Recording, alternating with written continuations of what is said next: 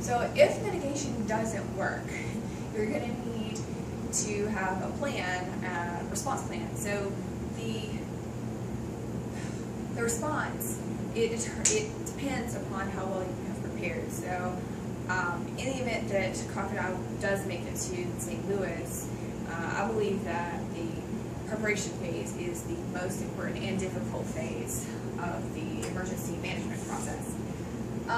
First, you would need to gather information like the hospital capacity. St. Louis itself has 24 hospital systems within the city limits and 30 hospital systems within the major drug trafficking area to the north of St. Louis. 6 of these specialize in psychiatry, which I think is a very important aspect of a drug addiction emergency. St. Louis also has a pretty good drug treatment center capacity with 10 rehab centers within the city limits, most of them involving detoxification services as well as long-term residential rehab. The medical transport service is pretty good in St. Louis as well. Their EMS service is actually conjoined with the fire rescue system.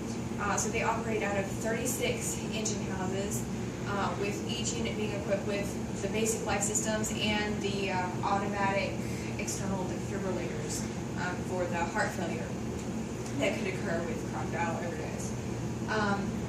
A local nonprofit organization also provides an airlift service. So if everything gets overrun, then they can also airlift them out to other local areas, even over to another state. As far as the government resources St. Louis has to deal with this, first of all, you've got the health department with its own emergency preparedness or emergency management team. They cover coordination, monitoring, and public information about any emergency that goes on. They also have a pretty sizable law enforcement operating under a $173 million budget, with about 1,300 sworn officers and over 500 civilian employees. Something really important to this particular situation is their anonymous drug information tip hotline and website portal. So they seem pretty much prepared for something like this already.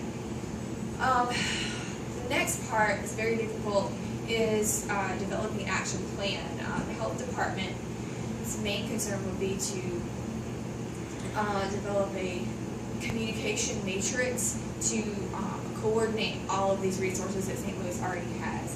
So first what they would need to do is coordinate which hospital the EMS takes the victims to for triage, and the less dire cases would need to be farther away from the drug trafficking center. Also, the next part would be coordinating the victims' hospital releases to drug treatment facilities, to keep the hospital's capacity up. And third, what they would need to do is assign a reentry program to each victim that's admitted during the emergency system or the emergency phase,